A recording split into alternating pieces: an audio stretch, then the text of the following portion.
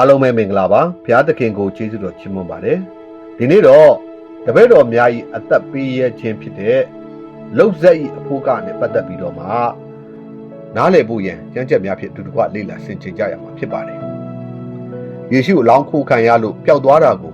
ဘယင်ကသိပြီးတော့မှအသက်ခံရမှာဆိုလို့ယေရှုကိုယုံကြည်တဲ့လူ900ကျော်လောက်နဲ့ယေရှုရဲ့တပည့်တော်ကြီးတွေကယေရှုပြန်ရှင်ထမြောက်တာကိုသူတို့ပဲမြင်လိုက်ရပါတယ်ဆိုပြီးတော့လှုပ်ဆက်ခင်းလိုက်တာဖြစ်လို့ယေရှုပြန်ရှင်ထမြောက်ခြင်းကကောလဟာလသတင်းဖြစ်တယ်ဆိုတဲ့ဆွဆွဲချက်ကိုခြေပပေးမှာဖြစ်ပါတယ်ဒီဆွဆွဲချက်ကယခင်စိန်ခေါ်မှုဖြစ်တဲ့လောက်ကျန်ဇလန်းဖြစ်တဲ့ကောလဟာလကိုပြန်ရှင်ထမြောက်ခြင်းသည်အစိုးရရဲ့အကြောက်တရားကြောင့်ဖန်တီးခဲ့တဲ့လိမ်လည်မှုဖြစ်တဲ့ဆိုတဲ့စိတ်ကူးဖြစ်ပေါင်းဆက်တိုက်ခိုက်ခြင်းသာဖြစ်ပါတယ်ဆွဆွဲသူဟာအဓိကအားဖြင့်အချက်၃ချက်ဖြစ်တိုက်ခိုက်ခြင်းဖြစ်တယ်နံပါတ်၁အလောင်းတော်ခိုးယူခြင်းခံရခြင်းကိုဘယင်ပိလတ်ကသိရှိခဲ့တယ်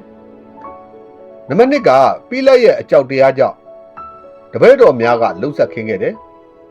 နံပါတ်3ကမျက်မြင်သက်သေ900တီလည်းလောက်ကျန်သတင်းဤအစိတ်ပိုင်းဖြစ်တယ်ဆိုတဲ့ဒီဆွဆွဲချက်တွေဟာတမိုင်းဝင်အချက်လက်နဲ့တမန်တော်များရဲ့စိတ်နေသဘောထားကိုလုံးဝဆန့်ကျင်နေတာဖြစ်ပါတယ်ဒါကြောင့်ပြန်ရှင်ထမြောက်ခြင်းနိုင်ငံရေးလိမ်လည်မှုမဟုတ်ဘူးအသက်ကိုပေးဆက်ခြင်းဆိုတာကိုနားလည်ဖို့အတွက်ဆွဆွဲချက်ကတော့ယေရှုအလောင်းခိုးခံရလို့ပျောက်သွားတာကိုဘယင်ကသိပြီးအသက်ခံရမှာဆိုလို့ယေရှုကိုယုံကြည်တဲ့လူ900ကျော်လောက်နဲ့ယေရှုရဲ့တပည့်တော်ကြီးတွေကယေရှုပြန်ရှင်ထမြောက်တာကိုသူတို့ပဲမြင်လိုက်ရတာပါဆိုပြီးတော့လှုပ်ဆက်ခင်းလိုက်တာဖြစ်လို့ယေရှုပြန်ရှင်ထမြောက်တာဟာကောလဟာလသတင်းပဲဖြစ်တယ်ဆိုတဲ့ဆွဆွဲချက်ဖြစ်ပါတယ်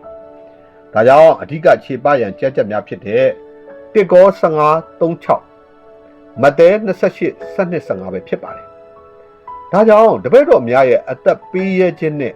လှုပ်ဆက်၏အဖို့ကကိုနားလည်ဖို့အတွက်မိတ်ဆွေတို့ယနေ့ကျွန်တော်တို့ခြေပရမယ့်ဆွဆွဲချက်ကတော့ယေရှုထမြောက်တယ်ဆိုတာနိုင်ငံရေးအကြောက်တရားကြောင့်ဖန်တီးလိုက်တဲ့အလိမ်ညာဖြစ်တယ်ဆိုတဲ့အချက်ပဲဖြစ်ပါတယ်ဆွဆွဲသူကဘယင်ပိလတ်ကိုယ်တိုင်ပါဝင်ပြီးတော့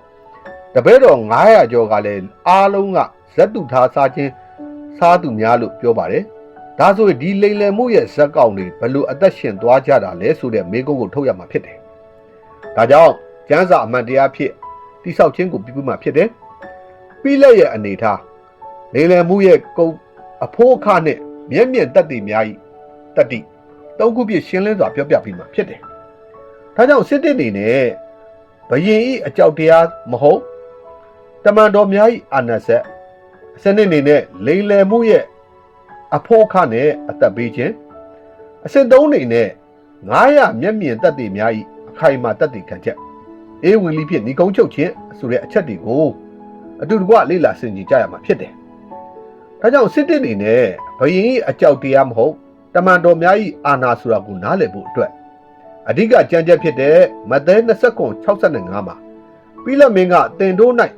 စစ်တွေရဲ့အဆောက်များရှိ၏တွား၍ခိုင်ခန့်နိုင်သမျှခိုင်ခန့်စေကြလောလို့မိန့်တော်မူတာကိုတွေ့ရပါတယ်ဆိုတဲ့အဓိပ္ပာယ်ကဆွဆွဲသူကပိလတ်မင်းကအသက်ခံရမှာဆိုလို့လိမ်လည်မှုကိုခွင့်ပြုတယ်ဟုပြောဆိုခြင်းသည်တမိုင်းဝင်အချက်လက်များကိုလုံးဝမျက်ကွယ်ပြုလက်ခြင်းသာဖြစ်ပါတယ်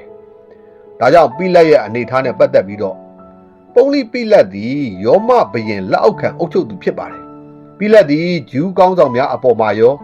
ယေရှုရဲ့တပည့်တော်များအပေါ်မှာပါအဆုံးဖြတ်ပေးနိုင်တဲ့အာဏာအပြည့်အဝရှိပါတယ်အလောင်းခိုးယူခံရသည်ဟုတန်တရားရှိပါကအသက်ခံရသူမှာပိလတ်မဟုတ်ပဲတာဝန်ပေါ့ရော့တဲ့ယောမစစ်သားများရဲ့နဲ့တပည့်တော်များသာဖြစ်ပါတယ်ဒါကြောင့်လှုပ်ကြံခြင်းရဲ့အရင်းမြစ်ကိုနားလည်ဖို့အတွက်လှုပ်ကြံဇက်ကိုဖန်တီးသူများမှာပိလတ်မဟုတ်ပဲယေဘရဟိတ်မင်းများကငွေဖြစ်ဝယ်ယူသောယောမစစ်သားများသာဖြစ်ပါတယ်ဒီကြောင့်ကိုမဿဲ28:15မှာဖော်ပြထားတယ်ပိလတ်သည်ထိုလိမ်လည်မှုကိုသိရှိခဲ့တော်လဲအခြားရန်သူများဖြစ်တဲ့ယေဘရဟိတ်နဲ့အာနာယပိုင်ခွင့်ကိုစိုးရိမ်တဲ့အတွက်ကြောင့်မျက်ကွယ်ပြုခဲ့ခြင်းသာဖြစ်နိုင်ပါတယ်ဒါကြောင့်စစ်နှစ်နေနဲ့လိမ်လည်မှုရဲ့အဖို့ခဖြစ်တဲ့အသက်ပေးခြင်းဆိုတာကိုနားလည်ဖို့အတွက်တစ်ကော15:14မှာခရစ်တော်သည်ထားမြောက်တော်မမူလျှင်ငါတို့ဟောပြောခြင်းသည်အချီးနှီးဖြစ်၍သင်တို့၏ယုံကြည်ခြင်းလည်းအချီးနှီးဖြစ်၏ဆိုတဲ့ဖော်ပြချက်ကိုတွေ့ရမှာဖြစ်တယ်ဖရစ်တစ်ဘယ်ကယေရှုထားမြောက်ခြင်းသည်လှုပ်ဆက်ဖြစ်တယ်ဟုဆိုပါကဤရာသည်တမိုင်းတွင်အကြီးမားဆုံးသောအကျိုးမရှိတဲ့လိမ်လည်မှုပဲဖြစ်သွားပါလိမ့်မယ်ဒါကြောင့်အကျိုးကျေးဇူးမရှိဆိုတာကိုသိဖို့အတွက်ယေရှုရဲ့တပည့်တော်များ ဖြစ်တဲ့တပည့်တော်12ပါးနဲ့900ကျော်ဟာ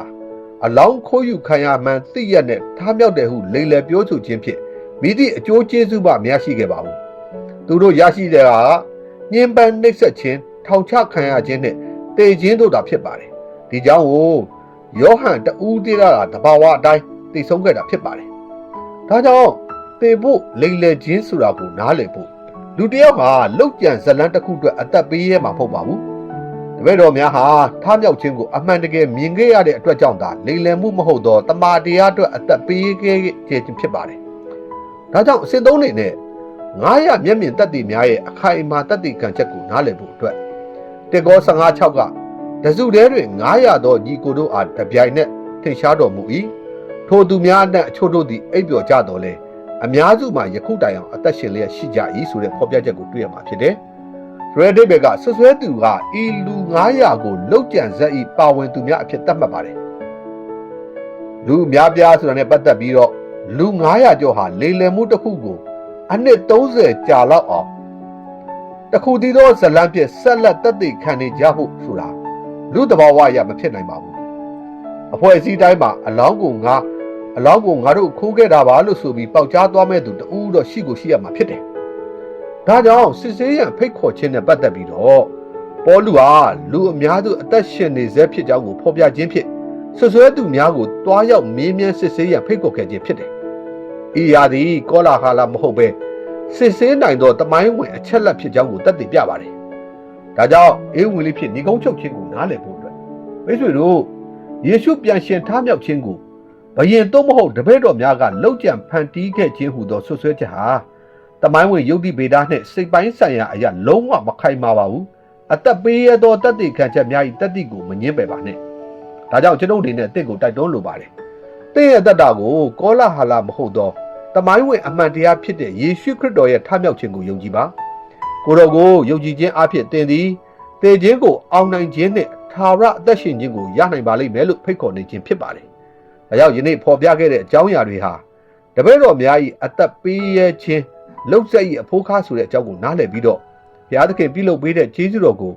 ရွေးချယ်ဝန်ခံတတ်စေဖို့ရန်ကြမ်းချက်များဖြင့်ဖော်ပြမျှဝေခဲ့ခြင်းဖြစ်ပါတယ်။နားထောင်သူအလုံးပေါ်ဘုရားသခင်၏ကျေးဇူးတော်တက်ရောက်ပါစေ။အာမင်။